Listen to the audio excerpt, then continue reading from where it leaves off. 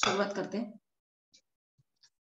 नमो आदिबोधात्मरूपा परेशा, नमो हंस नारायणा निर्जरेशा, नमो ब्रह्मदेवा वशिष्ठा श्रीरामा, नमो मारुती रामदासाभिरामा. जय जय रघुवीर समर्थ. श्री गणेशाला वंदन करते, माझ्या सद्गुरूंना वंदन करते, प्रभू श्री रामरायाला वंदन करते, हनुमंताला वंदन करते, समर्थांना वंदन करते आणि श्रोते तुम्ही जगदीशाच्या मूर्ती म्हणून तुम्हा सगळ्यांना वंदन करते. मनाच्या श्लोकांचं आपलं चिंतन चालू आहे आणि आज आपण पुढच्या श्लोकांकडे बघणार आहोत. आणि सध्या आपला एक संच चालू आहे, म्हणजे नुपेक्षी कदा रामदासाभिमानी हा जो समर्थांनी 10 श्लोकांचा संच लिहिलेला आहे, त्या श्लोकांवर आपलं चिंतन चालू आहे सध्या. आतापर्यंत त्याच्यामधले 4 श्लोक आपले पाहून झाले. म्हणजे अगदी सुरुवातीला आपण जे पहिले 2 श्लोक एकत्र घेतले होते मागच्या वेळेला, त्याच्यामध्ये दीनानाथ हा राम कोदंडधारी असा एक श्लोक होता, किंवा त्याचा पुढचा श्लोक पदी राघवाचे सदा ब्रीद गाजे असा एक श्लोक होता. म्हणजे त्याच्या हातामध्ये धनुष्यबाण आहे, त्याने पायामध्ये तोडर घातलं आहे आणि त्याची प्रतिज्ञा आहे की नुपेक्षी कदा राम दासाभिमानी, म्हणजे दासाची उपेक्षा तो कधीही करत नाही, म्हणजे दासाकडे दुर्लक्ष तो कधीही करत नाही. आणि त्याच्या पुढचे श्लोक आपण मागच्या महिन्यामध्ये पाहिले होते आणि ते श्लोक अगदी प्रसिद्ध असा एक त्याच्यामधला श्लोक, तो श्लोक म्हणजे समर्थाची या सेवका वक्रप आहे. आणि हा श्लोक बघताना आपण नक्की सेवक आणि नक्की दास व्हायचं म्हणजे कसं व्हायचं असतं असा विचार करताना आपण त्या दासाचे 11 अर्थ म्हणजे भृत्य, भुजिष्य, किंकर, परिचारक असे वेगवेगळे शब्द आपण पाहिले होते. कारण दास होणं म्हणजे काय असा आपण मागच्या वेळेला शिकायचा प्रयत्न केला होता.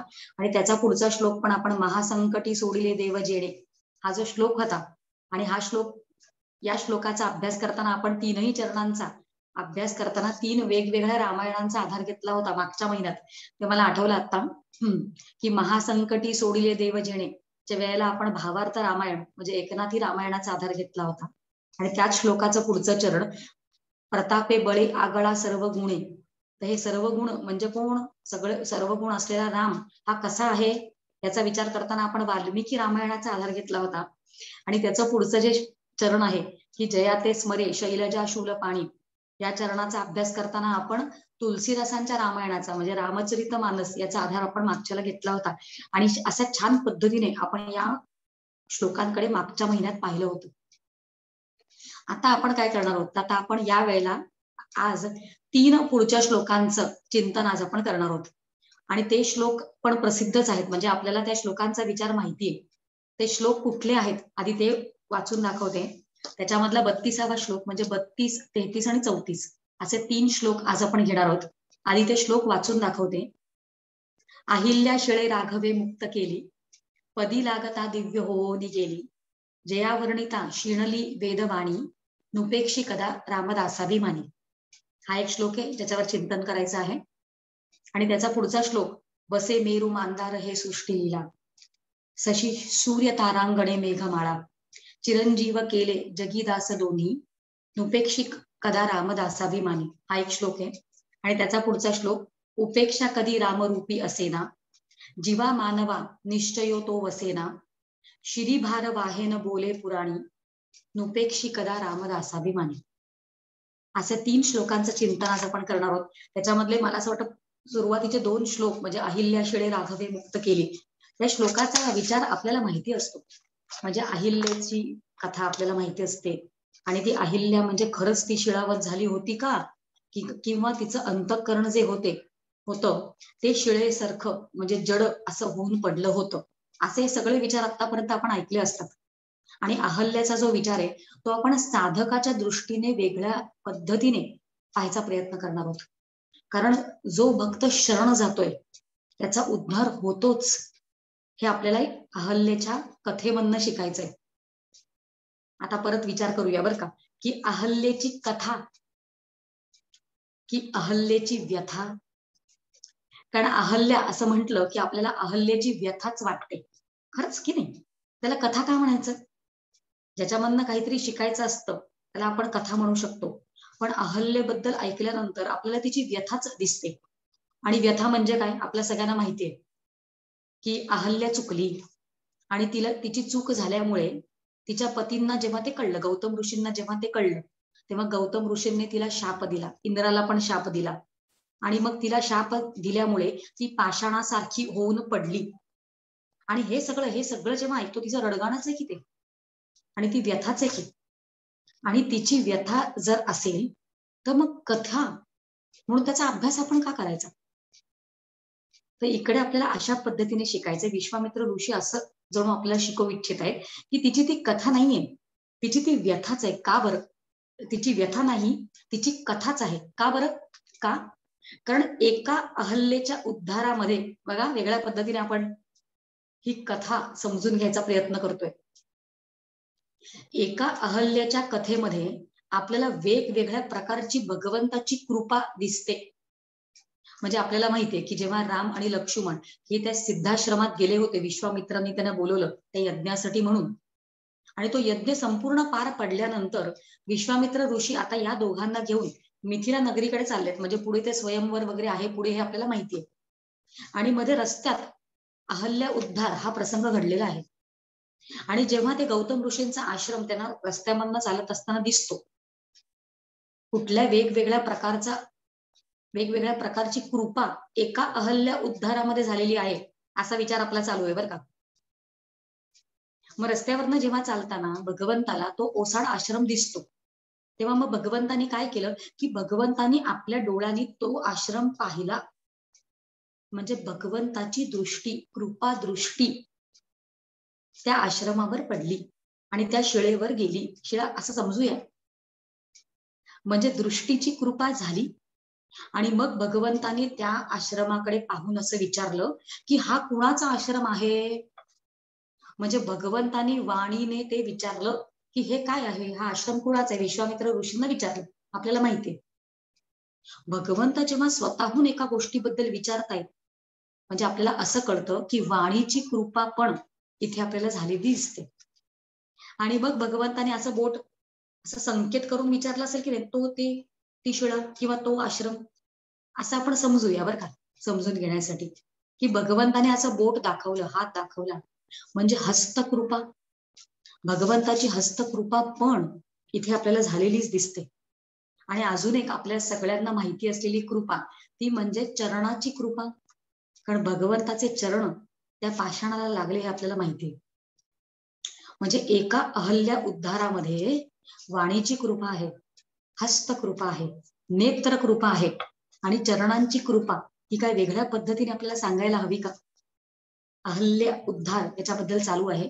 आणि अजून एक म्हणजे ती व्यथा नाही, ती कथा. असं कसं समजून घ्यायचं. विश्वामित्र ऋषी म्हणजे लक्ष्मण म्हणतोय की ती व्यथाच आहे की तिची. जर तिला शाप मिळाला, ती चुकली, तर तिची व्यथाच आहे. आणि विश्वामित्र ऋषी म्हणतात नाही नाही, तिची व्यथा नाही, तिची कथा. त्याचं कारण असं की तिची व्यथा ऐकताय कोण, त्या व्यथेचा श्रोता कोण, तर त्या व्यथेचा श्रोता साक्षात भगवंत. म्हणजे भगवंत जर कोणाची व्यथा ऐकत असेल तर ती व्यथा नसून ती कथा होते. किती सुंदर विचार आहे. आपल्या आयुष्यात छोट्या छोट्या व्यथा असतात हो, आणि मग आपण भगवंताशी बोलायचा प्रयत्न करतो. आणि जेव्हा भगवंत आपली ती व्यथा ऐकतो तेव्हा आपली ती व्यथा पण कथाच होते, असं आपण या दृष्टांतावरनं समजून घेऊ शकतोय. आणि विश्वामित्र आता असं बघतायत की राम जो आहे तो राम त्या आश्रमासमोर स्वतः थांबला आणि रामाने स्वतः विचारलं की हा आश्रम कुणाचा आहे, हे काय आहे इकडे. आणि तेव्हा विश्वामित्र ऋषी मनात हसतायत आणि म्हणतात की अरे रामा, तुला उद्धार करायचा आहे का कोणाला इथे, कारण तू स्वतःहून विचारतोयस, तुला उद्धार करायचा आहे का. तेव्हा राम असं म्हणतोय, गुरु आपण माझ्या बरोबर असताना मी कोणाचा उद्धार कसा करणार आहे, तुम्ही असताना तुमच्याकडनंच उद्धार होणार. मग विश्वामित्र ऋषी असं म्हणताय की ठीक आहे, तुला जर उद्धार करायचा नसेल तर मग तू थांबलास कशाला इथे, आणि तू विचारतोस कशाला मग. तेव्हा भगवंत असं म्हणतोय, राम असं म्हणतोय की मला उद्धार नाही करायचाय, पण माझ्यावर चढलेलं ऋण चुकवायचं आहे. ऋण ऋण फेडायचंय, उधारी आहे माझ्यावर कोणाची तरी उधारी आहे आणि मला ती चुकवायची आहे. म्हणजे कर्ज फेडायचं आहे असं भगवंत म्हणतायत. आणि हे सगळं भगवंताचं ऐकून विश्वामित्र ऋषी असं म्हणतात की भगवंता, तुझ्यावर पण कोणाचं ऋण चढतं का रे? म्हणजे तुला पण कोणाची उधारी असते, हे कसं काही शक्य आहे? कारण ज्ञान्यांच्या बाबतीत असं काही होणंच शक्य नाहीये. कारण ज्ञानी जे असतात त्यांच्यासाठी द्वैत नसतच, कारण ते तुझ्याशी एकरूप झालेले असतात. आणि जर ज्ञानी तुझ्याशी एकरूप झालेले असतात तर तिकडे तुझ्यावर उधारी कोणाची चढणार आहे? घेणं देणं कोणाशी? म्हणून विश्वामित्र असं म्हणतात की घेणं देणं जर तुझं असेल तर एक नक्की कळतं की ते ज्ञान्यांच्या बरोबर नसणारच. मग भगवंताचं देणं घेणं जर कोणाशी असेल तर ते कोणाशी असणार? हे सरळ आहे, ते म्हणजे भक्तांशी. आणि हा भक्तच दास होत असतो. नुपेक्षी कदा रामदासाभिमानी, असा आपला विचार चालू आहे बरं का. भक्तांशी मात्र भगवंताचं देणं घेणं कायमच चालू असतं. आपल्याला उदाहरण माहितीये, आपल्याला भगवंतानी द्रौपदीला वस्त्र पुरवलं, दिलं, देतोय तो, हे आपल्याला माहिती. कारण देणं घेणं हे भगवंताशी चालूच असतं, भगवंताचं चालूच असतं भक्तांबरोबर. तर आता भगवंतानी जेव्हा द्रौपदीला न संपेल इतकं वस्त्र पुरवलं, मग त्याच्याकडे ते वस्त्र इतकं आलं कुठून? त्याने ते कोणाकडनं तरी घेतलं पाहिजे की नाही? त्याला देता कसं आलं? आणि आपल्याला याचंही उदाहरण दिसतं की भगवंताने गोपींकडनं वस्त्र चोरलं. याची आपल्याला उदाहरणं पण माहिती आहेत. म्हणजे आधी त्यांनी चोरलं, ते वस्त्र चोरलं, म्हणजे त्याच्याकडे भक्ताकडनं ते वस्त्र आलं आणि म्हणूनच ते वस्त्र तो भक्ताला पुरवू शकला. घेणं आणि देणं जे असतं ते भगवंताचं भक्ताबरोबर कायमच चालू असतं. अजून एका उदाहरणावरून आपण बघू शकतो. बघा, भगवंताच्या बोटाला लागलं होतं एकदा, आपल्याला ही कथा पण माहितीये. आणि भगवंताच्या बोटाला, त्याच्या बोटामधनं जेव्हा रक्त आलं, त्याच्या पत्न्या त्याच्या बाजूला होत्या की पट्टराण्या, तेव्हा सत्यभामेने काय केलं? ते रक्त बघून ती रडायला लागली. किंवा रुक्मिणीने काय केलं? तर ती शोक करायला लागली. अजून एखादी राणी जी होती ती कुठलं तरी पट म्हणजे कापड शोधायला पळाली. पण बाजूला द्रौपदी उभी होती. द्रौपदीने काय केलं? तर तिच्या पदराचा थोडासा भाग, वस्त्र जे रेशमी वस्त्र जे होतं ते पटकन फाडलं आणि भगवंताच्या बोटाला बांधलं. आणि भगवंत असं म्हणतोय की अगं, इतकं रेशमी आणि इतकं भरजरी महागड तुझं वस्त्र, हे तू माझ्या बोटाला थोडंसं जे रक्त आलं त्याच्यासाठी का फाडलंस? तेव्हा द्रौपदी असं म्हणते की अरे भगवंता, तू या वस्त्राचं काय घेऊन बसलायस? शरीराच्या नसा नसा ज्या आहेत त्या नसा नसातलं वस्त्र जर तयार झालं तर ते पण फाडून बांधायला तयार आहे म्हणे मी तुझ्यासाठी. आणि काय म्हणे भाग्य, या शरीरामध्ये एवढ्या नसा आहेत, पण त्या नसांमधल्या जेवढ्या वस्त्र तुझ्या बोटावर तयार होऊन लागू शकतं त्यांचंच भाग्य किती मोठं म्हणे. आणि इतर जे तुला मदत करू शकले नाहीत त्यांच्या भाग्याचं काय बोलायचं म्हणे. आणि इतकं प्रेम द्रौपदीचं जेव्हा भगवंतानी तिच्या स्वतःवर पाहिलं तेव्हा तो म्हणतोय की तू दिलेलं हे वस्त्र मी कधी विसरणार नाही. आणि म्हणून तिच्याकडनं जे वस्त्र घेतलं होतं तेच वस्त्र तिला पुढे पुरवण्यात आलं. म्हणजे घेणं आणि देणं हे भगवंताचं जे असतं ते भक्ताबरोबर चालू असतं, हे आपल्याला माहित आहे. हा सगळा विचार झाल्यानंतर विश्वामित्र ऋषी असं म्हणतायत की हे कळलंय की तुमचं भक्ताबरोबर देणं घेणं असतं, पण इथे या ओसाड आश्रमाच्या बाहेर तुम्ही कशासाठी थांबलाय? आणि तुमच्यावर जे ऋण आहे ते ऋण तुम्हाला फेडायचं आहे असं जेव्हा तुम्ही म्हणताय ते कोणाच्या बद्दल आहे? तेव्हा भगवंत असं म्हणतायत, राम असं म्हणतायत की मला प्रल्हादाचं ऋण फेडायचं आहे. प्रल्हादाचं ऋण म्हणजे गौतम ऋषींच्या आश्रमाच्या बाहेर त्या अहल्या शिळावत झालेली आहे असं आपण समजूया. त्या शिळेच्या समोर प्रल्हादाचं ऋण फेडण्याचा काय संबंध आहे? तेव्हा भगवंताने आठवण करून दिली की प्रल्हादाचं ऋण चढलंय माझ्यावर. का? कारण इतकं प्रेम त्या प्रल्हादाने भगवंतावर केलं की वेगवेगळ्या पद्धतीने हिरण्यकश्यपूने त्या प्रल्हादाला मारायचा प्रयत्न केला. म्हणजे त्याला डोंगरावरनं खाली पाडायचा प्रयत्न केला, ते सगळं माहिती आपल्याला. आणि मग त्याला जाळायचा प्रयत्न केला, कारण त्याचा ठाम विश्वास होता की भगवंत सगळीकडे आहे आणि तो मला सांभाळणारच आहे. मग इकडे आहे का भगवंत, मग तिकडे आहे का, मग तिकडे आहे का, असं जेव्हा हिरण्यकश्यपूने तलवार काढून मारायच्या दृष्टीने प्रल्हादाला रागवून, पुत्रच आहे त्याचा, विचारलं की इथं पण आहे का, तिथे पण आहे का, या खांबात आहे का. प्रल्हाद म्हणतो हो, खांबात आहे. आणि प्रल्हादाच्या विश्वासामुळे, भगवंताच्या विश्वासामुळे, भक्ताच्या प्रेमामुळे भक्ताने भगवंताला पाषाणातून, त्या जड पाषाणातून भगवंताला निर्माण केलं. असं प्रेम भक्ताचं. म्हणून भगवंतावर ऋण चढलं भक्ताचं, की पाषाणातून भक्ताने भगवंत प्रगट केला. आता म्हणे मी इकडे का थांबलो आहे, की भक्त आता त्यांनी भगवंत प्रगट केलाय पाषाणातून, तर आता मला त्याच्यासाठी पाषाणातून भक्त प्रगट नाही का करायला पाहिजे. म्हणून पदी लागता दिव्य होऊनी गेली असं जेव्हा म्हटलंय या श्लोकामध्ये, तेव्हा पाषाणातून भक्त निर्माण करणं म्हणजे जणू भगवंतानी भक्ताचं चढलेलं ऋण इथे फेडलंय. अशा वेगवेगळ्या पद्धतीने आपण या अहल्या उद्धाराचा विचार करतो. अहल्या हेच म्हणतेय की त्या चरणरजामधनच माझा उद्धार झाला पाहिजे.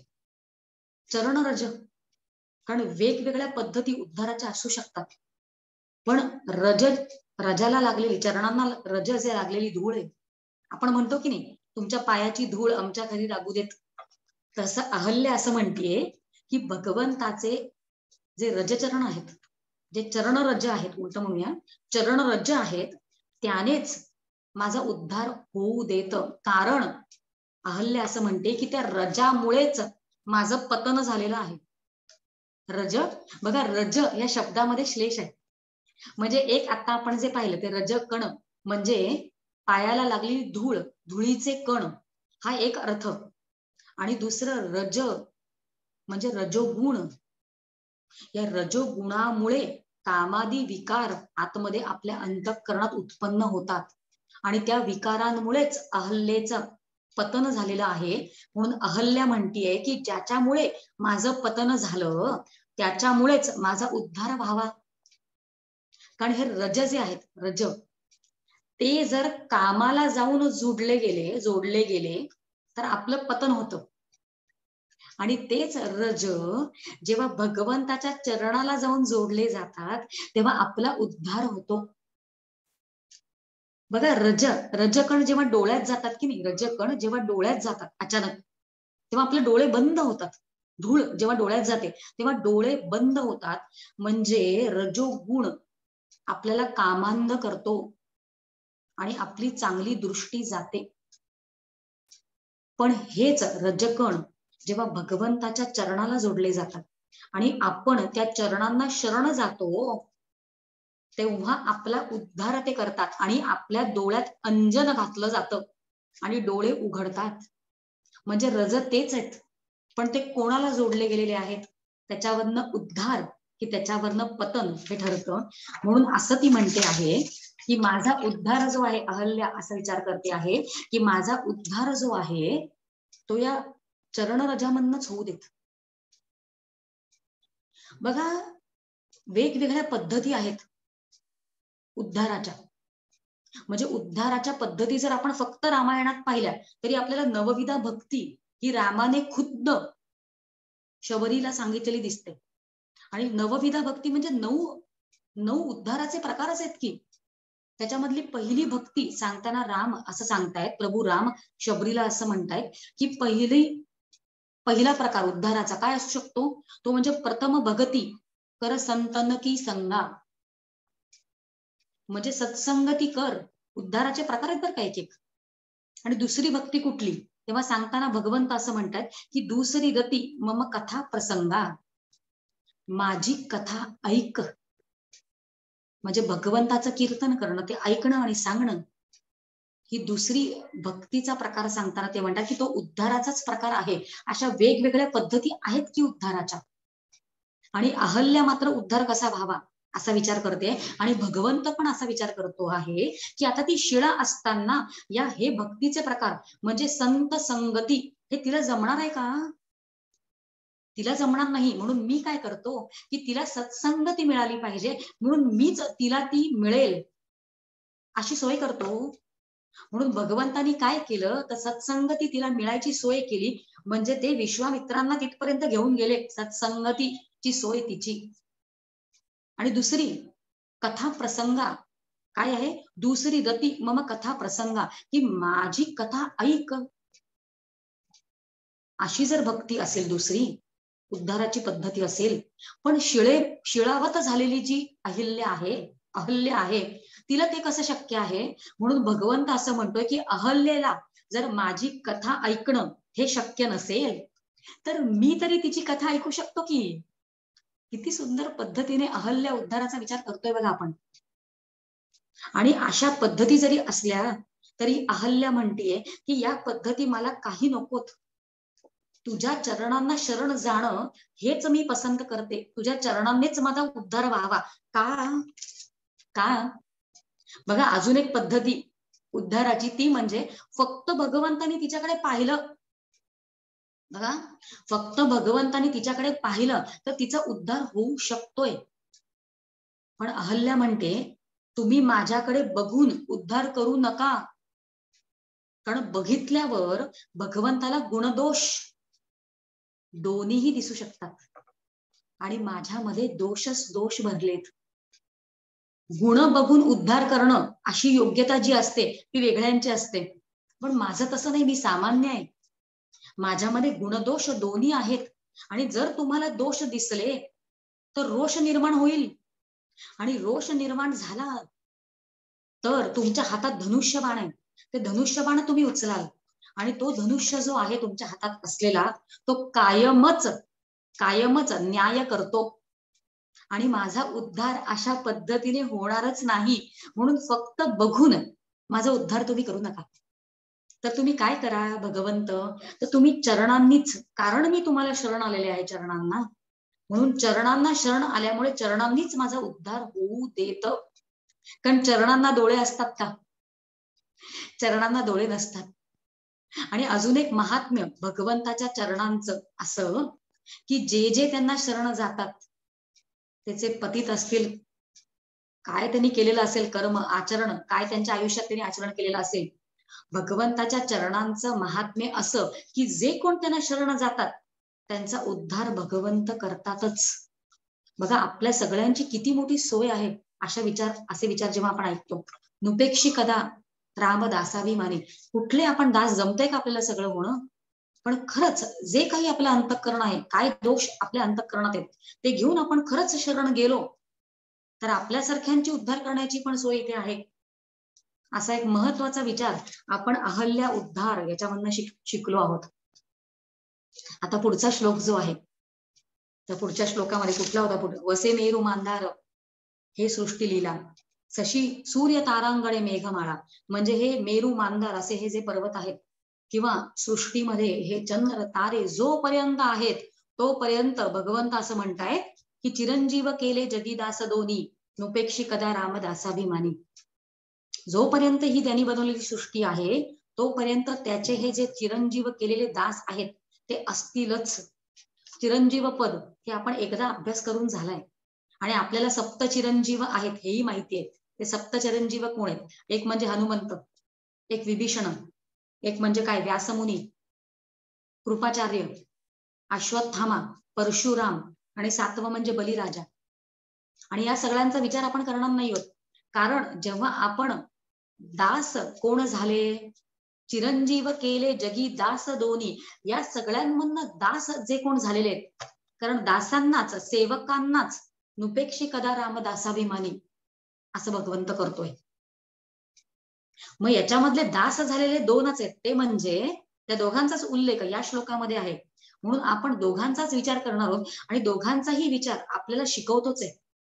एक म्हणजे हनुमंत आणि एक म्हणजे विभीषण. चिरंजीव केले जगी दास दोन्ही असं म्हणतात याच्यामध्ये समर्थ, आणि दोघांकडनं शिक. बघा, दोघांचाही उल्लेख तुलसीदास रामायणामध्ये संत म्हणूनच झालाय. म्हणजे हनुमंत तर संत आहेतच, आणि हनुमंत कुठल्या प्रकारचे, म्हणजे हनुमंत पण संत, आणि विभीषण पण संतच, दोघांचाही संत म्हणून तुलसीदास रामायणामध्ये उल्लेख झालेला आहे. आणि जर आपण हनुमंताकडे पाहिलं तर ते कसे संत, तर ते विरक्त संत. कसे? बालब्रह्मचारी आहेत. बघा, हनुमंतानी ते समुद्रावरनं उड्डाण केलं, वरूनच उडून गेला तो हनुमंत. म्हणजे समुद्र म्हणजे भवसागर असं आपण जर म्हंटल तर तो भवसागरामध्ये आतमध्ये अडकलेलाच नाहीये हनुमंत. आणि आपण वेगवेगळ्या पद्धतीने हनुमंताकडनं काय काय शिकू शकतो ते आतापर्यंत आपल्या मनाच्या श्लोकांमध्येच बऱ्याच वेगवेगळ्या प्रकाराने चिंतन करून झालेलं आहे. त्या भवसागराच्या वरूनच तो उडून गेला. म्हणून आपण कुठल्या प्रकारचा संत हनुमंत असं जर म्हटलं तर तो विरक्त संत, वरूनच उडून गेला. पण आपण आज थोडासा विचार जो आहे तो आपण विभीषणाच्या दृष्टीने विचार करणार आहोत. कारण विभीषणाच्या चरित्राकडे आपण पुरेसं पाहिलेलं नसतं. आणि आपल्याला थोडस जवळ जर कुठलं असेल तर ते अधिक विभीषणाचं चरित्र पाहिजे. कारण विभीषण कोण होते, तर सज्जन गृहस्थ होते. आणि आपण सगळ्यांनी पण गृहस्थाश्रम स्वीकारलेलाच आहे की. म्हणून आपल्याला जास्त शिकण्यासारखं कोणाकडनं असेल, मग त्यांना कुठल्या प्रकारचं संत म्हणायचं.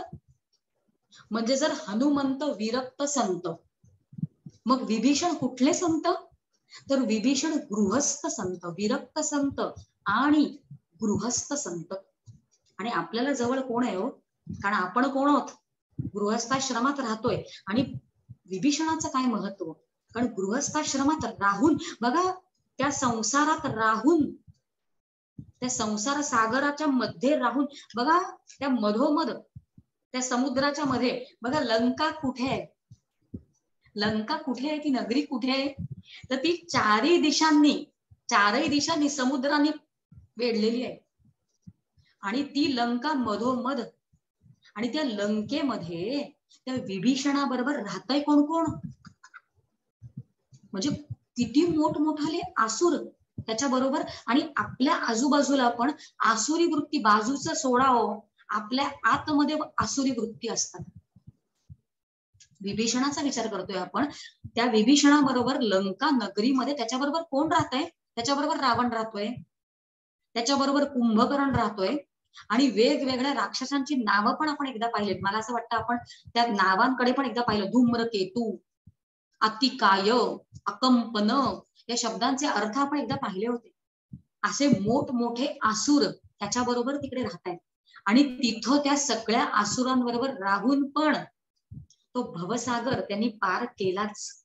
म्हणून आपल्याला अधिक जवळचं जर कोणी असेल शिकण्यासारखं आपल्यासाठी, तर ते विभीषणाच्या चरित्रामधनं आहे. बघा, विभीषणाची भेट जेव्हा हनुमंताची पहिली भेट झाली, म्हणजे हनुमंताने काय केलं, ते भवसागर त्यांनी पार केलं.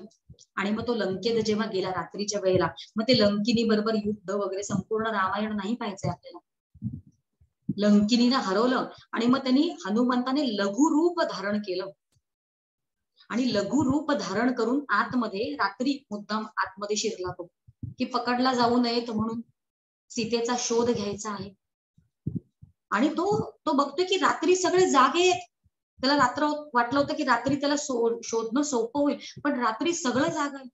निशाचर रात्री जागतात आणि सज्जन जे असतात ते सकाळी लवकर उठतात. सगळं उलट होत चाललंय चक्र. जे रात्री अपरात्री जागतायत ते ते आसुर आहेत असं आपण समजून घ्यायचं. आणि हा शोधतोय रात्रभर, आणि रात्र संपूर्णपणे गेली शोधण्यामध्ये. आणि पहाट जेव्हा झाली तेव्हा त्याला एक घर सकाळी लवकर पहाटे जागा झालेलं दिसलं. आणि त्या घरी हरिमंदिर होतं. सज्जनाचं घर आहे हे समजणं किती सोपं आहे बघा. उठल्या सकाळी राम राम राम असा उच्चार हनुमंतानी ऐकला. हे कुठल्या तरी सज्जनाचं घर आहे हे त्याला कळलं. आणि घराच्या बाहेर तुळशी वृंदावन होतं. सकाळी उठल्या विभीषण बाहेर तुळशी वृंदावाला नमस्कार करायला बाहेर आलेला. आणि मग हनुमंताने हे कोणाचं घर आहे हे पाहण्यासाठी एक विप्र रूप धारण केलं आणि त्याच्या समोर गेले. आणि हनुमंत असं म्हणतोय की तुम्ही कोण आहात, त्या विप्र रूपातल्या हनुमंताला बघून विभीषण असं म्हणतोय की तुम्ही कोण आहात, तुम्हाला आधी कधी पाहिलं नाही, तुम्ही भक्त आहात का? तेव्हा हनुमंत म्हणतोय नाही. लपवायचा प्रयत्न केला की मी कोण आहे, नाही मी भक्त नाही. अच्छा, तर तुम्ही भक्त जर नसाल तर तुम्ही भगवंतच आहात, असं विभीषण म्हणाले. आणि असं ऐकल्यावर गदगद झालं त्यांच्या मनात. आणि हा सज्जन दिसतोय म्हणून याला रामकथा सांगितली पाहिजे. आणि म्हणून हनुमंताने जी आहे ती संपूर्ण रामकथा जी आहे ती विभीषणाला सांगितली. आणि रामकथा ऐकल्यानंतर रामाचा भक्तच आहे विभीषण. विभीषण असं म्हणतो की माझा पण उद्धार, माझ्यावर पण कृपा होईल काय रामाकडनं, का नाही, निश्चित, असं हनुमंत म्हणतोय. पण विभीषण म्हणतोय की माझी परिस्थिती जी आहे ती सोपी नाहीये. माझी परिस्थिती कशी आहे, तर मी एक तोंडामध्ये 32 दातांमध्ये जेव्हा एखादी जीभ अडकते, म्हणजे ती बिचारी त्यांच्यामध्ये अडकलेली असते आणि ते दात जे असतात ते एकदम घट्ट असतात. म्हणजे स्वतःची परिस्थिती कशी आहे हे सांगताना काय उपमा स्वतः विभीषणांनी दिली आहे बघा. वाचून दाखवते तुलसी रामायणातला दोहा. विभीषण असं म्हणतायत की सुनहू पवनसुत रहनी हमारी. मी कसं राहतोय ऐक पवनसुता. सुनहू पवनसुत रहनी हमारी, जिमी दस नन्ही मुह जीव विचारी. की 10 दातांमध्ये जशी जीभ बिचारी अडकते तशी माझी परिस्थिती, मी बिचारा आहे. आणि हनुमंत म्हणतोय की अरे तू स्वतःला बिचारा म्हणू नकोस, त्याच्याऐवजी तू विचार कर. आणि एक विचार हनुमंताने विभीषणाला दिलेला आहे. आणि विभीषण असं म्हणतोय की अरे, विभीषणाला हनुमंत असं म्हणताय की अरे एक साधा विचार करा की मुह म्हणजे तोंडामध्ये जेव्हा बालक जन्माला येतं, बघा किती सुंदर विचार आहे. आणि त्याला आधार आहे, त्या विचाराला तुलसीदास रामायणाचा आधार आहे. असं स्वैर चिंतन आता आपण करत नाही आहोत, आधार घेतलाय आपण विचाराला. हनुमंत असं म्हणतायत की बालक जेव्हा जन्माला येतं तेव्हा त्याच्या मुखामध्ये आधी जीभ असते की आधी ते दात असतात.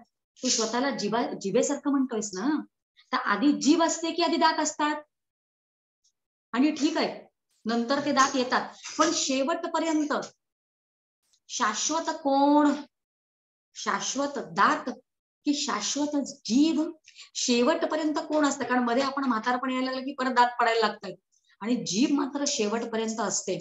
म्हणून तू असा विचार कर की तू एकटा करू शकतोयस जे तुला काम करायचं ते. तेव्हा विभीषण म्हणतोय की अरे पण असं नाहीये, ते 32 आहेत आणि मी एकच आहे. तेव्हा हनुमंत म्हणतोय मान्य, ठीक आहे ते 32 आणि तू एक, पण तू एक जी आहेस ना ते संतत्व तुझ्याकडे आहे ग. कारण दातामध्ये बघा, विचार करा, दातामध्ये काहीतरी अडकलं, समजा दातामध्ये अडकलं तर ती जीभ शांत बसते काय? ती जीभ काय करते तर ती वळवळत राहते, ती त्यांच्यामध्ये जे अडकलेलं असतं ते काढायला जाते. खरं तिचं काहीतरी संबंध आहे का? दातांमध्ये अडकलेल्या दातांचा व्यवहार आहे, ते काय करतायचं करू देत की. पण तसं न करता संतत्व ते जिभेकडे आहे. आणि जीभ काय करते तर ते अडकलेलं निघेपर्यंत इकडून जा तिकडून जा, स्वस्थ न बसता त्याच्यामधलं काढूनच ती राहते. तर संतत्व तुझ्याकडे आहे ग. पण विभीषण असं म्हणताय पण पण हे दात काय करतात? हे दात मात्र त्यांचा व्यवहार कसा असतो तर जेवताना चुकून जर मी मध्ये गेले तर मला सांभाळायच्या ऐवजी ते मला चावतात. बघा आपण सगळ्यांनी अनुभव घेतलेला आहे. आणि हनुमंत म्हणतायत तरी पण पुढे असं असून पण ते दात तुझं काहीही, म्हणजे ते असुर जे आहेत इतके घट्ट दिसतायत, त्यांच्याकडे अतिशौर्य आणि पराक्रमी ते जरी असले तरी ते तुझं काहीही बिघडवू शकणार नाहीत ते दात. कसं?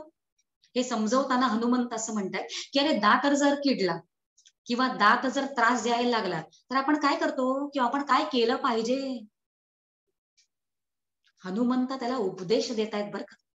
हनुमंत म्हणतायत की जेव्हा दात त्रास देतो, हे असुर त्रास देतात, दात त्रास देतो, तेव्हा आपण काय करतो तर आपण डॉक्टरकडे जातो.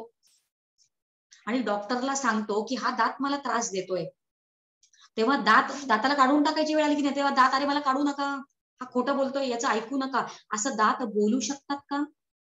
कारण जिभेमुळे वाणी आहे आणि जिभेमुळे आपण त्या डॉक्टरशी बोलू शकतोय, बर का.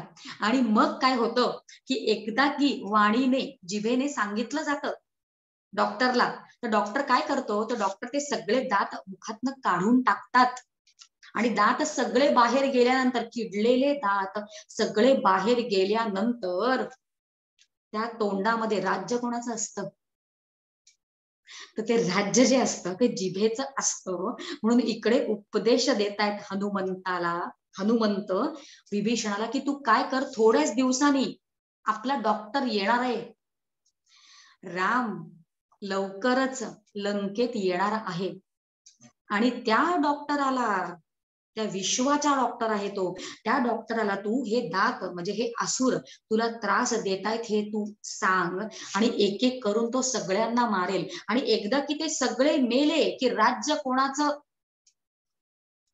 बघा आपण जेव्हा हनुमान चालीसा म्हणतो त्याच्यामध्ये आपण असं म्हणतो की तुमरव मंत्र विभीषण माना. बघा हनुमंताचं जेव्हा आपण कौतुक करतोय तेव्हा असं म्हणतो की त्या हनुमंताचं जो बोध होता तो विभीषणाने ऐकला. तुम्रो मंत्र विभीषण माना, जो मंत्र दिला, मंत्र कुठला, की भगवंताला शरण जा, भगवंताला सांग. तुम्रो मंत्र विभीषण जाना, लंकेश्वर भये, म्हणजे लंकेश्वर तो झाला, लंकेश्वर भये सब जग जाना, संपूर्ण जगाने हे जाणलं की नंतर लंकेश्वर कोण झाला, तर विभीषण झाला. का झाला, कारण त्यांनी हनुमंताच, बघा हनुमंत आणि विभीषण या दोन चिरंजीवांबद्दल आत्ताचा आपला सगळा विषय चालू आहे. आणि त्याच्या पुढचा विचार आपण एका वेगळ्या पद्धतीने पुढचा श्लोक आपण घेऊया. तो श्लोक कुठला आहे, चिरंजीव केले जगीदास दोन्ही, हा श्लोक झाला. आणि आज श्लोकाला आपण, आज चिंतनाला आपण 3 श्लोक घेतले. त्याचा पुढचा श्लोक आहे, आपल्या हातात वेळ आहे आणि तो वेळ जो आहे तो आपण अतिशय योग्य पद्धतीने चिंतन करायचा प्रयत्न करणार आहोत. पुढच्या श्लोकाचा पण श्लोक साधा वाटतोय, वाचून दाखवते आधी. उपेक्षा कधी रामरूपी असेना, तो कधीच आपली उपेक्षा करत नाही, असं समर्थ आपल्याला पुढच्या श्लोकामध्ये सांगतायत. जीवा मानवा निश्चय तो वसेना, पण मानव जो असतो त्याचा निश्चय टिकतच नाही. आणि हे वारंवार सांगावं लागतंय समर्थांना, कारण आपलं प्रेम जे आहे ना ते भगवंताविषयी विश्वास आणि प्रेम, आपण अगदी सुरुवात, आज चिंतनाची सुरुवातच आपण जी केली तेव्हा आपण असं म्हटलं होतं की आज त्या श्लोकांकडे आपण पाहणार आहोत, त्याच्यामधनं भगवंताविषयी निश्चय आणि भगवंताविषयीचं प्रेम आज आपलं वाढणार आहे. अशा दृष्टीने आज आपण उपक्रम केला आहे. आणि आज शेवटच्या श्लोकाकडे आपण जेव्हा येतो आहोत चिंतनाच्या, तर ते प्रेम आणि तो निश्चय आपण वाढूनच राहणार आहोत. कारण ते प्रेम आपल्याला आपल्याकडनं वाढवायचे, ते त्याच्याकडनं नाहीच आहे कमी. आपल्याकडे फरक पडतो म्हणून त्याच्याकडे फरक पडल्यासारखा जाणवतो आपल्याला, एवढंच. समर्थ म्हणतात जीवा मानवा निश्चय तो वसेना, शिरी भार वाहेन बोले पुराणी. तुझा संपूर्ण भार मी व्हायला तयार आहे असं पुराणांमध्ये पण सांगितलेलं आहे, पण तुझा निश्चयच होत नाही. उपेक्षी कदा रामदासाभिमानी, असं समर्थ म्हणतायत. बघा भगवंताच्या प्रेमाचं लक्षण, आपलं भगवंतावर प्रेम आहे की नाही, चिंतनाची एक वेगळी पद्धत आपण आधाराला घेतलेली आहे आणि शास्त्रीय विचाराचा आधार घेतो आहोत. पण शास्त्र बोलत असलो तरी ते गोड आहे, आवडणार आहे. भगवंतावर आपलं प्रेम आहे की नाही, प्रेमाची लक्षणं आहेत. प्रेमाची 6 लक्षणं नारद मुनींनी सांगितलेली आहेत आणि ती 6 लक्षणं आपण आधी ऐकूया आणि ती लक्षणं आपल्यात आहेत की नाही ते आपल्याला कळणारच आहे. आणि मग जर ती लक्षणं नसतील तर ती कशी वाढवायची, आणि ती जर वाढवली तर नुपेक्षी कदा रामदासाभिमानी हे आहेच आहे. असं ते सोपं गणित आहे. जेवढा भाव तेवढा देव, जितका भाव तितका देव, असं सरळ समीकरण आहे. प्रेमाची 6 लक्षणं जी शास्त्रात नारद मुनींनी सांगितलेली आहेत ती आधी पटापट 6 लक्षणं आहेत ती आधी वाचून दाखवते. आणि ती 6 लक्षणं अशी आहेत. पहिलं गुणरहितम, प्रेमाची लक्षणं. आपलं भगवंतावर जे प्रेम आहे ते गुणरहितम आहे की नाही आपण एक एक विचार करणार आहोत, पण आधी ती 6 लक्षणं कुठली आहेत ते आधी बघूया. गुणरहितम, दुसरं कामनारहितम, तिसरं प्रतिक्षण वर्धमानम. माझं प्रेम प्रतिक्षण वर्धमान वाढणारं असं आहे का? गुणरहितम असं आहे का? कामनारहितम असं आहे का? हे 3 आहे. त्याच्या पुढची 3 अविच्छिन्नम. अविच्छिन्नम म्हणजे विच्छेद नसणार, अविच्छिन्न अविच्छिन्नम असं 4थं लक्षण प्रेमाचं. त्याच्या पुढचं अनुभव रूपम. खरं म्हणजे अनुभव रूपम शेवटचं आहे आणि त्याच्या आधीच आहे सूक्ष्मतरम. परत 6 बघा, आपल्याला नवीन असतो हा विचार. प्रेम भगवंताविषयी वाढायचं आहे आणि नुपेक्षिकदा रामदासाभिमानी हा अनुभव आपल्याला आला पाहिजे. प्रेम वाढल्यानंतर तो अनुभव येणार आहे आणि त्याच्यासाठी प्रेम वाढवण्यासाठी ते वाढवायला आपण शिकतोय. ते 6 कुठले ते परत म्हणून दाखवते. एक आहे गुणरहितम, दुसरं आहे कामनारहितम, तिसरं आहे प्रतिक्षण वर्धमानम, चौथं आहे अविच्छिन्नम, 5वं आहे सूक्ष्मतरम आणि शेवटचं आहे अनुभव रूपम. पण आपण विचार करताना फक्त शेवटचं जे आहे तो अनुभव रूपम आधी घेणार आहोत, कारण बरंचसं काही शिकण्यासारखं असं जे आहे ते आहे सूक्ष्मतरम मधून. म्हणून ते आपण अगदी शेवटी घेऊया, कारण शेवटाला जे घेतो त्याचा इम्पॅक्ट राहतो आणि खूप छान पद्धतीने पुढचा आपण विचार करणार होता. बघा, पहिलं जे आहे गुणरहितम, आपलं प्रेम भगवंतावर गुणरहितम आहे का? आणि ते गुणरहितम असावं असं नारद मुनींना आपल्याला शिकवायचं आहे. काय होतं, आपण जे भगवंतावर प्रेम करतो ते त्याच्या गुणांकडे पाहून करतोय. म्हणजे आपल्याला ते भगवंताचे गुण वगैरे सगळे षडगुण म्हणजे यश, श्री, कीर्ती आणि काय प्रताप किंवा आपण ऐश्वर्य आणि काय ज्ञान, औदार्य, वैराग्य असे त्याचे वेगवेगळे गुण आहेत. आणि आपण काय करतो, तर आपण गुणांच्या अपेक्षेने भगवंतावर प्रेम करतो आणि गुणांच्या अपेक्षेने जर भगवंतावर प्रेम केलं आणि त्या अपेक्षेने जर का ते आपल्याला मिळालं नाही, तो गुण, उदाहरण घेऊया बरं का, म्हणजे कळेल. एवढे काय वेगवेगळे गुण त्याच्याकडे आहेत. समजा यश, यश जेवढं भगवंताकडे आहे त्याच्या कितीसं प्रमाणात ते माझ्याकडे आहे. औदार्य, काय काय दिलंय तिने, संपूर्ण सृष्टी त्याची आपण वापरतोय आणि आपलं समजून बसलोय आणि तो तरी काहीच बोलत नाहीये. औदार्य केवढं मोठं, त्याचं सगळं त्याचा एक गुण, समजा यश, त्याचा एक गुण पाहून जर मी त्याच्यावर प्रेम केलं, एक तर जेव्हा त्याच्याकडे त्याचा गुण पाहून मी प्रेम करत असते तेव्हा माझं प्रेम त्याच्या गुणावर असतं आणि त्याच्यावर नसतं. बघा, गुणावर असतं आणि त्याच्यावर नसतं. आणि अगदी सुरुवातीला त्याच्यावर प्रेम जडण्यासाठी सुरुवातीला त्याच्या गुणांचा आधार घेऊन त्याच्यावर प्रेम करणं ठीक आहे, पण एकदा की त्याचं महात्म्य कळलं आपल्याला की मग गुणांचं प्रेम संपलं पाहिजे आणि फक्त त्याचं प्रेम राहिलं पाहिजे. असं गुणरहितम असं प्रेमाचं लक्षण आपल्याला शिकवतंय. आपण आधार घेतला होता त्याचा, समजा यश, हा त्याच्या गुणाचा आधार घेऊन आपण त्याच्यावर प्रेम केलं आणि त्याच्याकडनं समजा आपल्याला त्याचं दर्शन, त्याच्या यशाचं आपल्याला दर्शन आपल्या आयुष्यात नाही झालं, म्हणजे आपल्याला त्या प्रमाणात, ज्या प्रमाणात यश मिळायला हवं कुठल्याही गोष्टीमध्ये, त्याचं दर्शन आपल्याला आयुष्यात नाही झालं समजा, कारण त्याच्याकडे यश आहे आणि त्याने आपल्याला यश नाही दिलं, तर आपलं काय होतं की आपलं त्याच्यावरच्या प्रेमामध्ये अडथळा निर्माण होतो. आणि मग अडथळा एकदा निर्माण झालं तर त्याच्या पुढे नाही जाऊ शकत आपण, भक्त नाही होऊ शकत आपण. नुपेक्षिकदा रामदासाभिमानी या श्लोकांचा विचार करताना मग अडथळा निर्माण होतो. म्हणून आपल्याला शास्त्र असं शिकवतं की आपलं प्रेम कसं हवं, तर गुणरहितम, गुणांनी बघून, गुणांवर बघून त्याच्यावर प्रेम नसावं. तो गुणातीत जर असेल आणि मला जर गुणातीत व्हायचं असेल तर तसं मी त्याच्यावर प्रेम केलं पाहिजे. असं पहिलं प्रेमाचं लक्षण. किती सुंदर विचार आहेत बघा सगळे. पुढचा विचार नवीन असतात आणि आपण जेव्हा अशा पद्धतीने आपण जेव्हा विचार करतो तेव्हा नवीन विचारही कळतात आणि ते आवडतातही.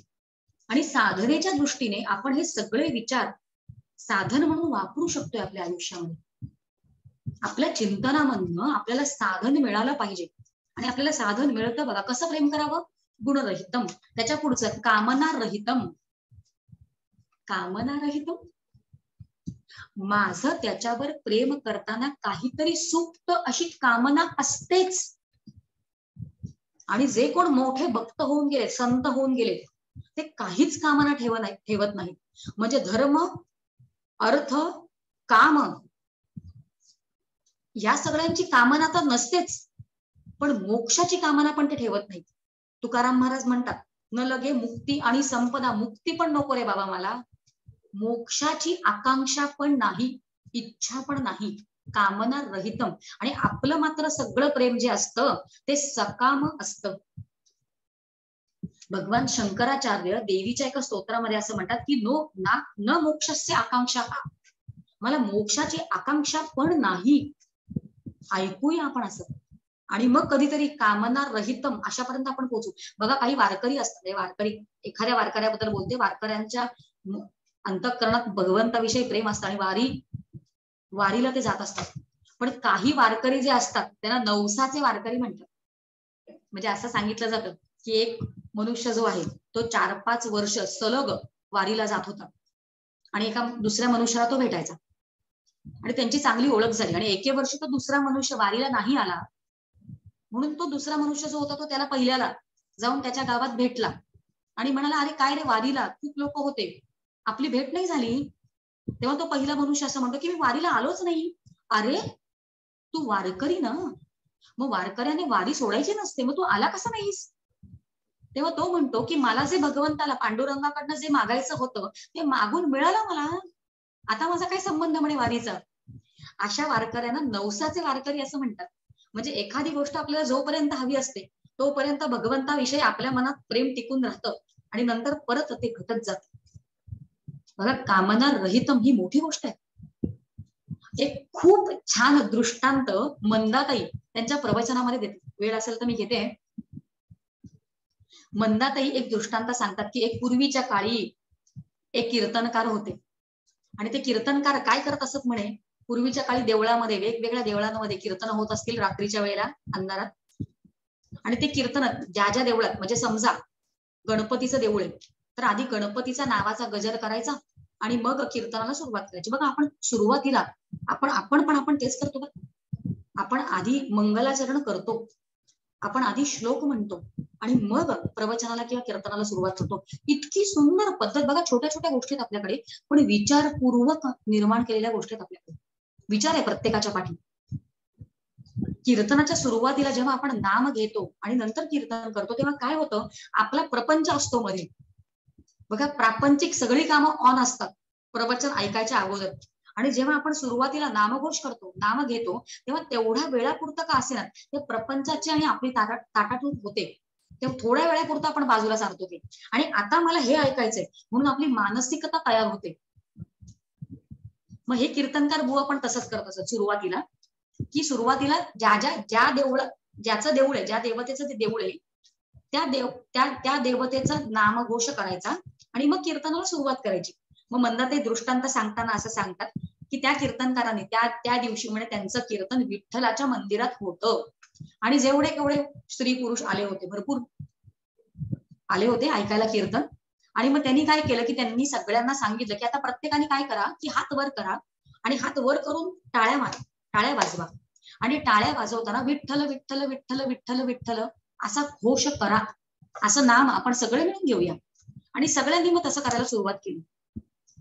आता मग एका कोपऱ्यात खांबाच्या शेजारी एक बाई बसली होती आणि ती मनातून विचार करते की विठ्ठल जे आहे ते माझ्या पतीचं नाव आहे. आताच्या काळी ते काय लागू पडत नाही, कारण आताच्या स्त्रिया नावानेच हाक मारतात आपल्या पतीला.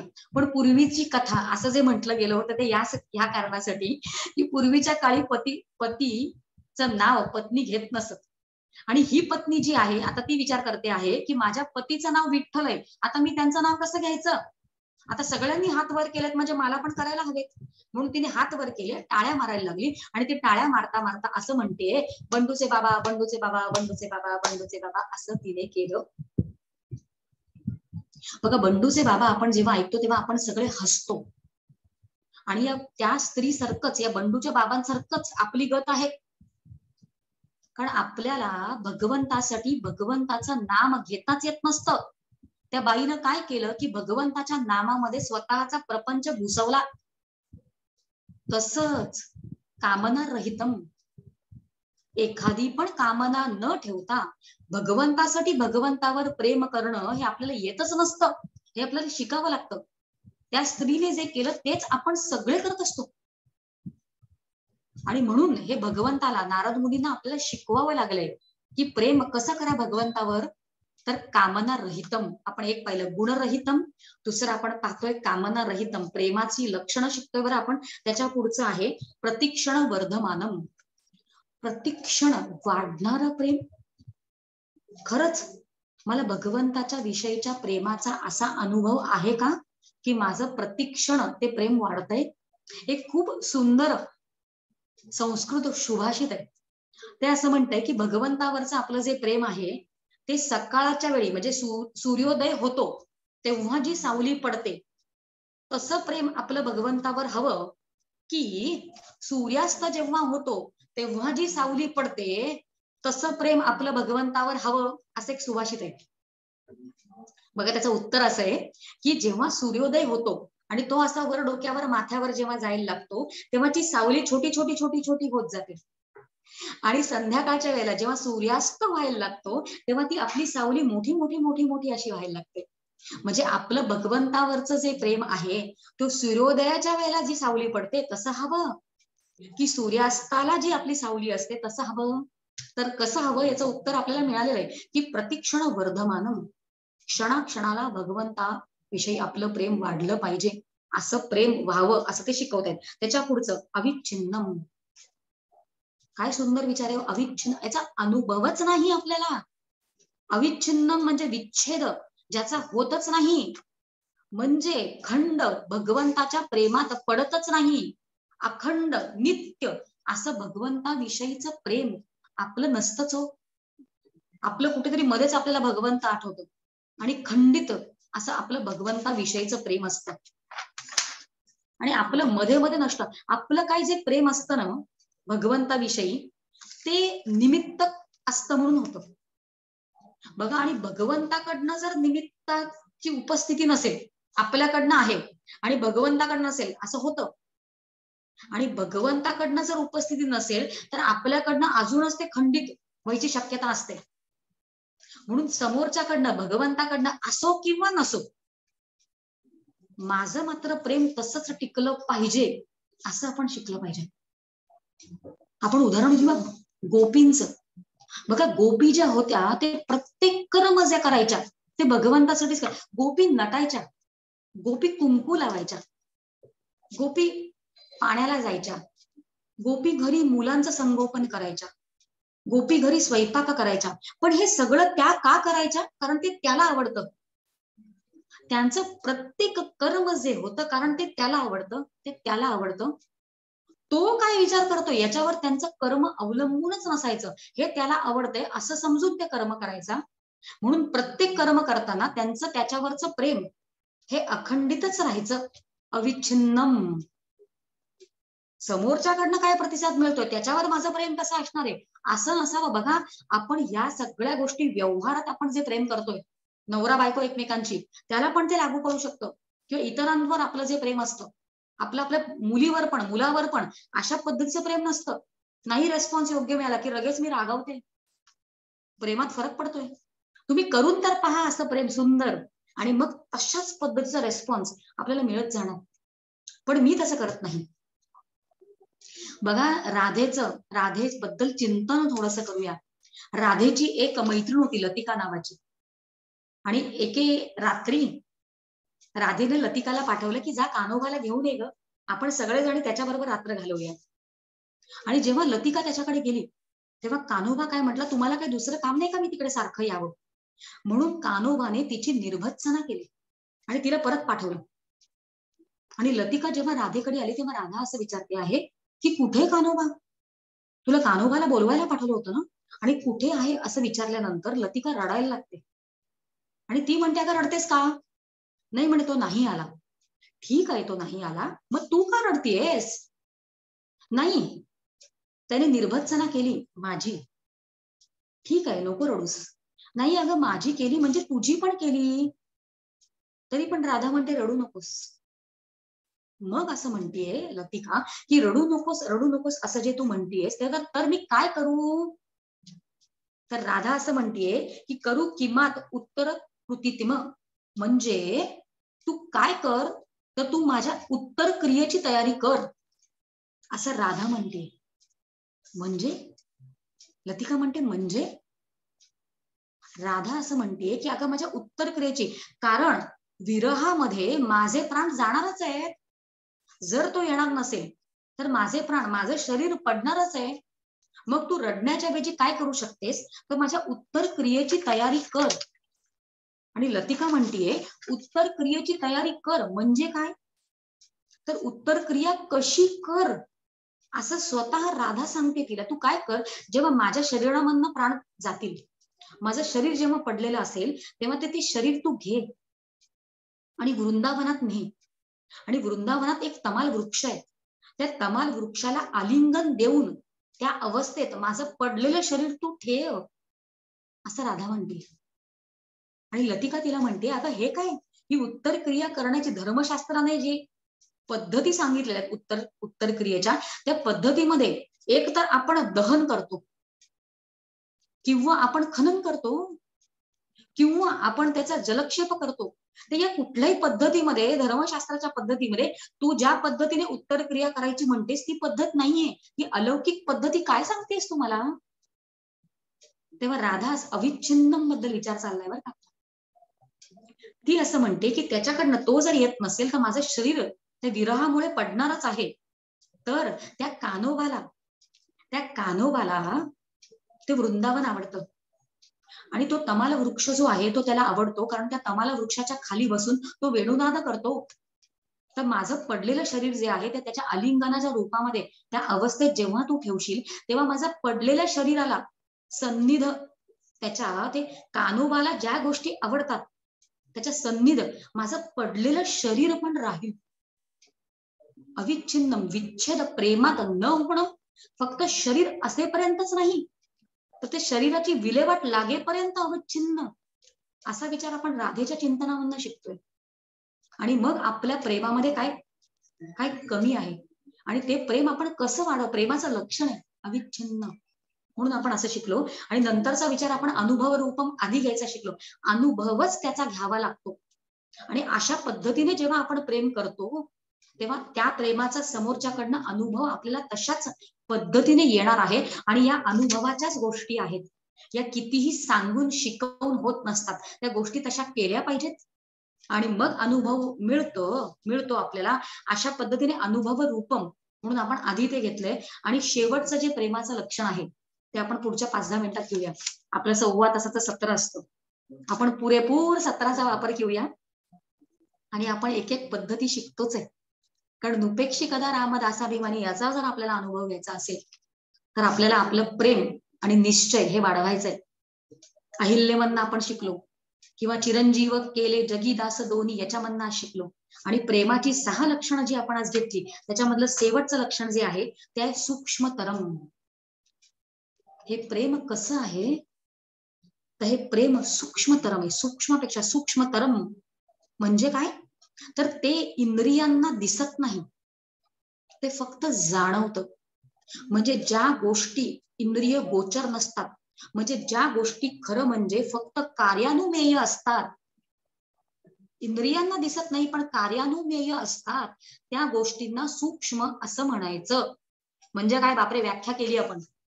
सूक्ष्म गोष्टी म्हणजे काय, कार्यानुमेय असतात, म्हणजे कार्यावरून ज्याचा अनुमान आपल्याला लागू शकतो त्याला सूक्ष्म असं म्हणायचं. दिसत जरी नसलं तरी त्या गोष्टी असतात. बघा शास्त्रीय भाषेत, थोडासा शास्त्रीय भाषेत विचार करूया की पर्वतावर धूर, आपण शास्त्रीय ग्रंथांचा अभ्यास जेव्हा करतो तेव्हा टिपिकल उदाहरणं तिकडे येत असतात. त्याच्यामध्ये हे टिपिकल उदाहरण आहे की डोंगरावर, पर्वतावर धूर आहे.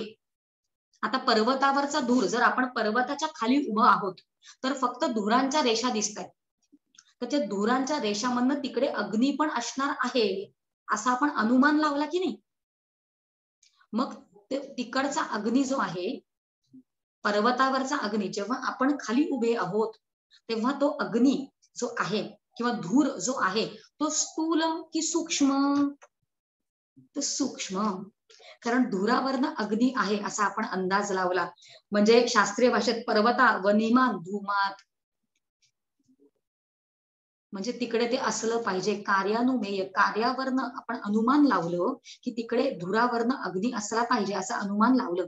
मग आपल्यासाठी अजून एक उदाहरण म्हणजे तुकाराम महाराजांना जो शिवाजी महाराजांनी नजराणा पाठवला होता, हो की नाही, मग तो त्यांनी स्वीकारला का? त्याचा त्यांनी त्याग केला, ते त्यांनी परत पाठवून टाकलं. त्याच्यावरनं वैराग्य, कार्यानुमेय वैराग्य असं बोट लावून दाखवू शकतो का आपण? त्यांच्या कार्यावरनं आपण अनुमान लावला की ते तिथे आहे, वैराग्य हे तिथे आहे. म्हणजे सूक्ष्मतरम या गोष्टी कशा असतात. आणि त्या प्रेमाचे सूक्ष्मतरम गोष्ट हे जाणवण्यासाठी आपल्याला शास्त्राने अजून 6 प्रेमाची दृश्य लक्षणं समोर ठेवली आहेत. आपण मुद्दामच शेवटी हा विचार घेतला, कारण एकात एक गोंधळ व्हायची शक्यता असते.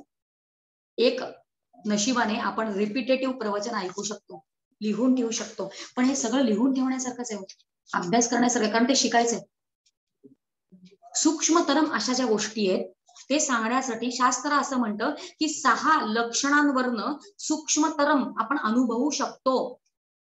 आता 6 परत आलेले बरं का, त्याच्यामधलं शेवटचं आपण बघतोय. सूक्ष्मतरम मध्ये 6 लक्षणं प्रेमाची कुठली आहेत हे सांगताना शास्त्र असं म्हणतं, ददाती, अजून एक प्रतिगृह्णाती, तिसरं गुह्यम आख्याती, चौथं पुच्छती, 5वं भुंकते आणि 6वं भोज्ययती.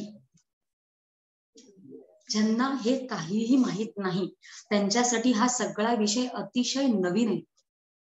पण प्रेम वाढवण्यासाठी, प्रेम हे सूक्ष्मतरम आहे, हे करण्यासाठी ते जर आपल्याला दिसलं पाहिजे आणि जाणवलं पाहिजे, त्यासाठी 6 गोष्टी सांगितल्यात प्रेमाच्या. त्याच्यामध्ये पहिलं सांगितलंय ददाती. ददाती म्हणजे दिलं पाहिजे, देणं. आणि देणं जे आहे ते भक्त पण देतोय आणि भगवंत पण देतोय.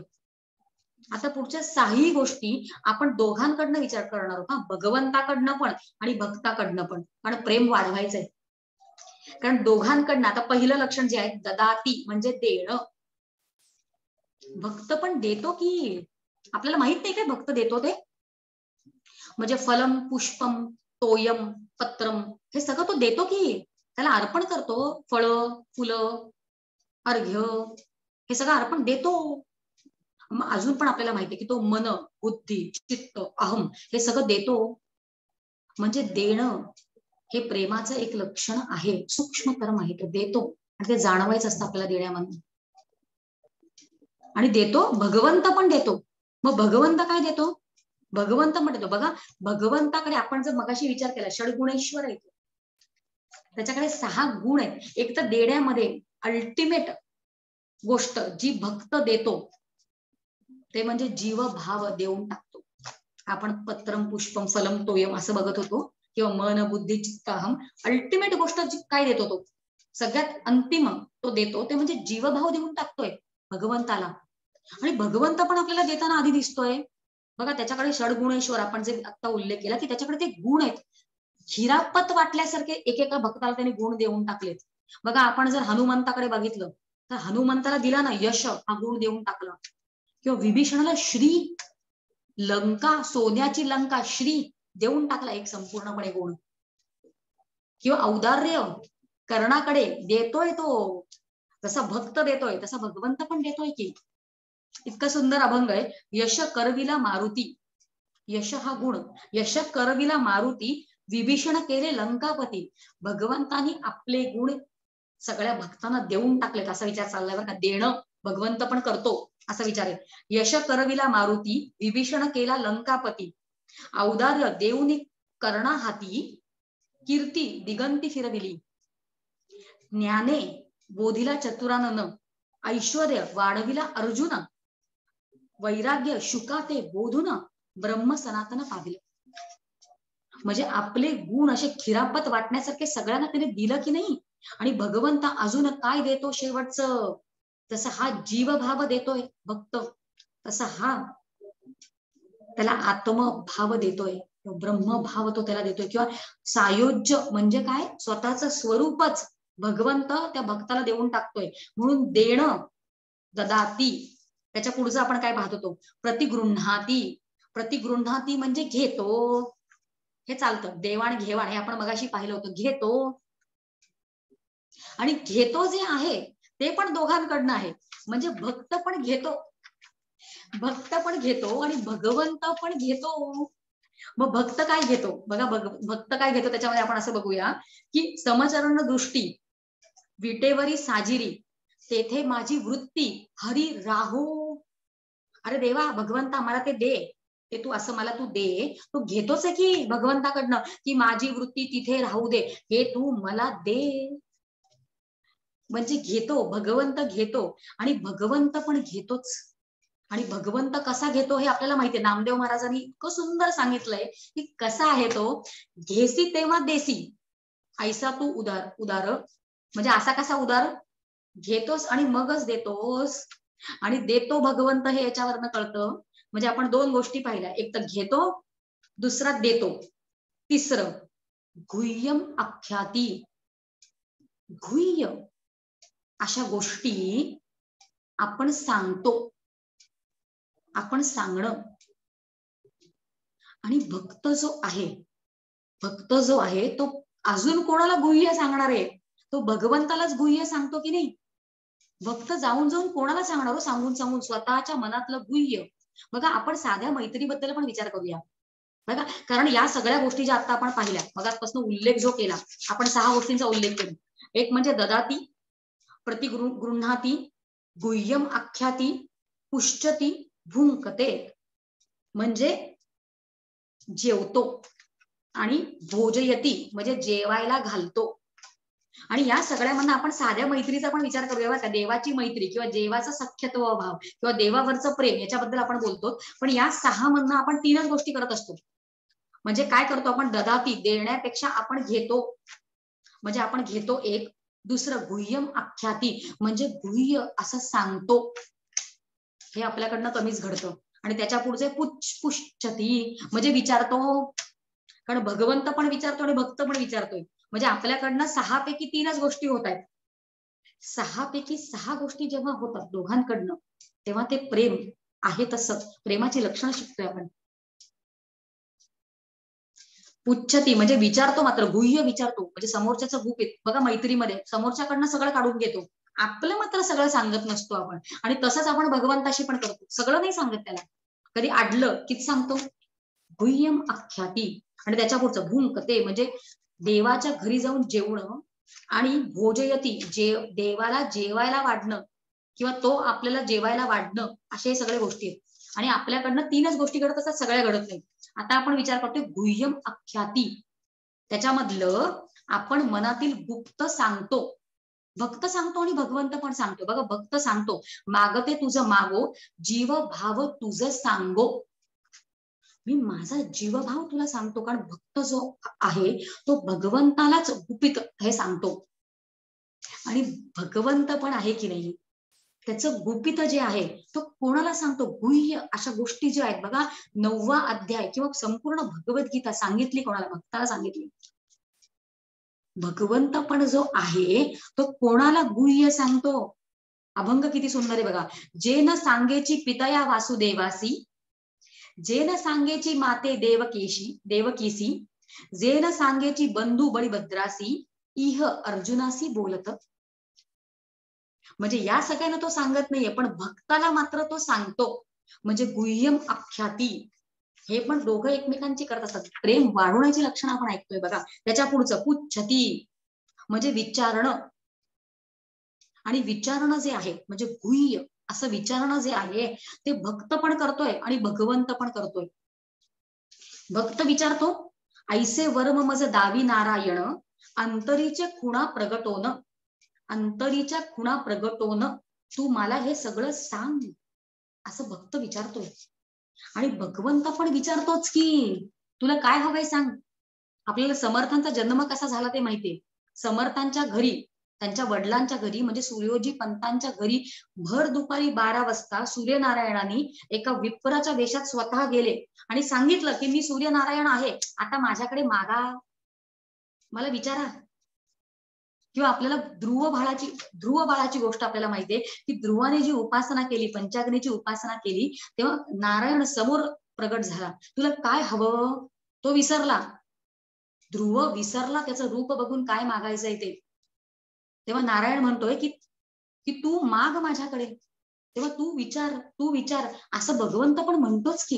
म्हणजे आपण इतक्या सुंदर पद्धतीने प्रेमाची लक्षणं सूक्ष्मतरम असं सगळं बघतोय बरं आपण. उच्छती त्याच्या पुढचं आहे भुंकते, म्हणजे जेवायला जाणं. आपण भगवंताच्या खरी जेवतो. बघा अर्जुन हा भगवंताकडे जेवलाय हे आपल्याला माहितीये, मग तो रागवून वगैरे पण बसलाय. आपण जेव्हा सगळं वाचतो भगवद्गीतेमध्ये, कारण तो जावई आहे, तो भगवंताचा जावई आहे. भगवंत जेव्हा सगळ्यांसमोर सगळ्यांबरोबर जाऊन जेवायला बसलाय, मला कसं बोलवत नाही?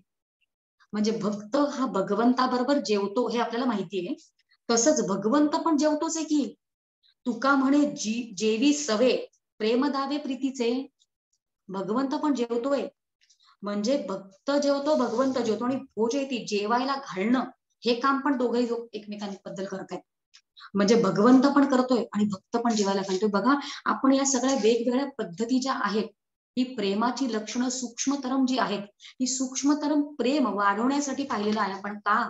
पण शिरी भार वाहेन बोले पुराणी, की तो जेवायला वाढतोय आपल्याला. आपण रोजचं जेवतो ते काय आहे वेगळं, तो वाढतोय ते काय, तो वाढतोय ना आपल्याला. बघा एक शेवटची छोटासा दृष्टांत घेऊया. मला असं वाटतं तो दृष्टांत आपलं आजचं चिंतन संपवण्यासाठी अतिशय उत्तम आहे. भगवंताविषयीचा प्रेम वाढवण्याचा निश्चय वाढवण्याचा विचार करतोय आपण. जगन्नाथ मिश्रा म्हणून होते बघा. दोनच असे जण आहेत की ज्यांनी संपूर्ण महाभारतावर टीका लिहिलेली आहे. दोनच जण फक्त. आणि त्या महाभारतामध्ये भगवद्गीता पण येते. संपूर्ण दोनच जण, एक आहे जगन्नाथ मिश्रा आणि दुसरे आहेत नीलकंठ. आणि जगन्नाथ मिश्रांची ही कथा आहे की जगन्नाथ मिश्रा जेव्हा संपूर्ण महाभारतावर टीका लिहित होते आणि जेव्हा भगवद्गीता आली त्याच्यामध्ये, आणि ते सकाळी लवकर उठून ते लिहित असत ते, आणि त्यांच्या घरी 18 ठाव असं दारिद्र्य होतं. आणि जेव्हा ते भगवद्गीतेचा 9वा अध्याय आलाय त्याच्यावर आता टीका लिहायला सकाळी लवकर उठून ते बसलेले. 8 दिवस आधी पोटात अन्न नाहीये खायला. आणि 9वा अध्याय जेव्हा आला तेव्हा योगक्षेमम महाम्यम, माझ्या योगक्षेमाचा भार शिरी भार वाहेन बोले पुराणी. भार वाहतोय तो. योगक्षेमम महाम्यम कुठे? 8 दिवस माझ्या पोटात अन्न नाहीये. आणि मग जेव्हा याच्यावर टीका भाष्य लिहायची वेळ आली तेव्हा त्यांना सुचतच नव्हतं की याच्याबद्दल लिहायचं कसं, काय अनुभव नाही आता मला. आणि म्हणून त्यांनी काय केलं की तेवढ्या पुरतं त्याच्या हातामध्ये शाई होती, त्याच्याने ते त्यांनी खोडून टाकलं की आता मी याच्यामध्ये काही लिहू शकत नाही. पहाटेची वेळ होती आणि गंगा स्नानाला ते पुढे गेले. आणि गंगा स्नानाला जेव्हा ते गेले तेव्हा खोडून टाकलेला भगवद्गीतेमधला जो श्लोक होता तो भगवंताला कळला. आणि भगवंत तेव्हा असा विचार करतो की आता माझ्या भक्ताला जेवू घातलं पाहिजे. आणि मग भगवंतानी काय केलं, ते एक 5-6 वर्षाचा एका बालकाचं रूप घेतलं आणि सगळा शिदा घेऊन ते जगन्नाथ मिश्रांच्या घरी गेले. त्यांची पत्नी घरी होती, तिनं पण काही खाल्लं नव्हतं, तिचं काहीच म्हणणं नव्हतं. आणि सगळा शिदा घेऊन तो त्यांच्या घरी गेला आणि सांगितलं की हे घ्या, हा शिदा घ्या. आणि तू कोण आहेस, किती सुंदर. आता भगवंतानी बालरूप घेतलं म्हणजे ते रूप किती सुंदर असेल, पण त्या बालकाच्या चेहऱ्यावर काहीतरी लागलं होतं, काहीतरी उमटलं होतं, लागलं होतं त्याला. आणि जगन्नाथ मिश्रांची पत्नी म्हणतेय की शिदा तर मी स्वीकारते कारण तू मला देतोयस, पण हे तुझ्या चेहऱ्यावर जे लागलंय ते कोणी मारलं तुला, काय लागलंय तुला? तेव्हा तो बालक वेशातला भगवंत असं म्हणतो की तुझ्या पतीनेच मला मारलेलं आहे. अरे अरे अरे, असं कसं केलं? घरी येतोस का, मी त्याला औषध लावते.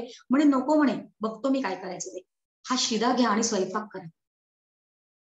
आणि जगन्नाथ मिश्रांची पत्नी स्वयंपाक करायला लागली. थोड्या वेळाने जेव्हा जगन्नाथ मिश्रा घरी आले तेव्हा त्यांना कळलं की पत्नी स्वयंपाक करते, अन्न आलं कुठून. तेव्हा तिने सगळे प्रसंग सांगितला की एक बालक आला होता, त्याच्या चेहऱ्यावर लागलं होतं आणि त्या मुलाने सांगितलं, त्या बालकाने, की त्याच्या चेहऱ्यात त्याला तुम्ही मारलंय.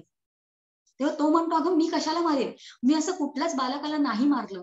नाही म्हणे, त्यांनी सांगितलं की तुम्हीच मारलंय.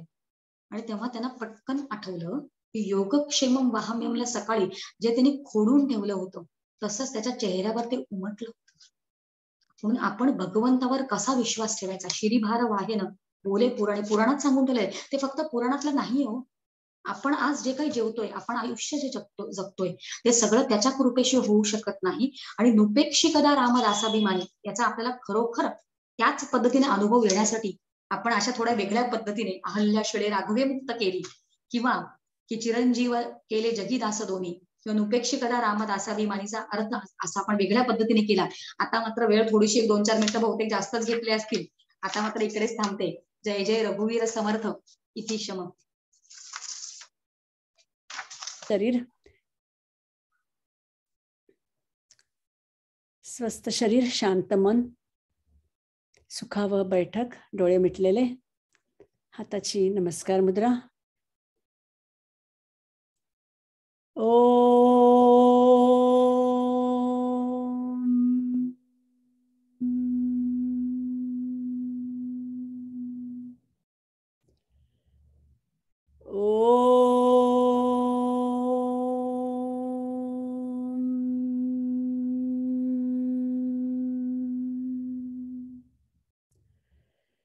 सर्वे भवन्तु सुखिनः, सर्वे सन्तु निरामयाः, सर्वे भद्राणि पश्यन्तु, मा कश्चित् दुःखभाग् भवेत्. ओम.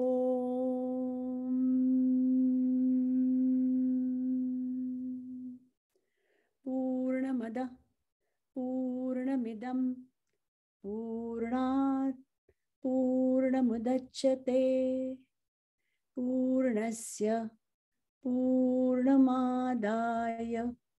पूर्णमेवावशिष्यते. ओम. शांति शांति शांति. हरि ओम. श्री गुरुभ्यो नमः. हरि ओम.